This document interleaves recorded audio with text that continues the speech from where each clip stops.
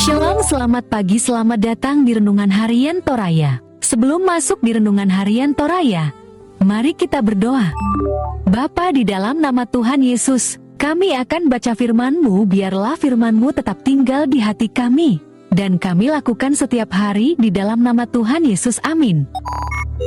Pembacaan terdapat pada 1 Yohanes pasal 2 ayat 7-11, perintah yang baru, saudara-saudara yang kekasih, bukan perintah baru yang kutuliskan kepada kamu, melainkan perintah lama yang telah ada padamu dari mulanya. Perintah lama itu ialah firman yang telah kamu dengar. Namun perintah baru juga yang kutuliskan kepada kamu, telah ternyata benar di dalam Dia dan di dalam kamu. Sebab kegelapan sedang lenyap dan terang yang benar telah bercahaya. Barang siapa berkata bahwa ia berada di dalam terang, tetapi ia membenci saudaranya, ia berada di dalam kegelapan sampai sekarang.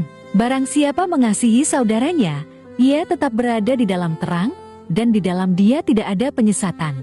Tetapi barang siapa membenci saudaranya, ia berada di dalam kegelapan dan hidup di dalam kegelapan. Ia tidak tahu kemana ia pergi, karena kegelapan itu telah membutakan matanya. Tema hari ini adalah kasih yang membawa terang. Pakaborotu, mebala ko arang.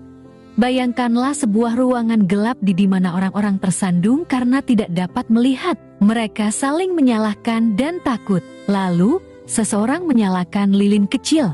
Cahaya itu mulai merangis kelilingnya, membuat orang lain melihat dengan jelas. Karena melihat hal ini baik, maka mereka pun menyalakan lilin mereka sendiri. Semakin banyak lilin menyala, semakin terang ruangan itu. Kasih dalam Kristus seperti lilin tersebut. Saat seseorang mengasihi, ia membawa terang bagi dirinya sendiri dan orang lain. Perikop 1 Yohanes pasal 2 ayat 7-11, Rasul Yohanes mengajarkan bahwa kasih adalah tanda seseorang hidup dalam terang kasih Kristus. Kisah ini membedakan antara manusia yang hidup dalam terang dan mereka yang masih berada dalam kegelapan. Perbedaan utama antara keduanya terletak pada kasih dan kebencian terhadap sesama. Manusia dalam gelap adalah mereka yang berada dalam kegelapan yang digambarkan sebagai mereka yang mengaku hidup dalam terang, tetapi membenci saudaranya ayat 9. Situasi ini seperti seseorang yang berada di ruangan gelap, tidak dapat melihat jalan, dan mudah tersandung. Kebencian membutakan hati, membuat seseorang tersesat dalam dosa dan konflik. Tanpa kasih, hidup penuh dengan kesalahpahaman, kemarahan, dan kepahitan. Sebaliknya, mereka yang hidup dalam terang adalah orang yang mengasihi saudaranya ayat 10. Tidak ada penyesatan dalam dirinya karena hidup dalam kebenaran dan kasih. Hidup dalam terang Kristus yaitu mengikuti ajaran dan teladannya. Ini seperti seseorang yang menyalakan lilin dalam kegelapan. Cahaya itu bukan hanya menerangi jalannya sendiri, tetapi juga membantu orang lain melihat dengan jelas. Kasih menuntun kepada pengampunan, kedamaian, dan hubungan yang lebih erat dengan Tuhan serta sesama. Karena itu hiduplah dalam kasih Kristus.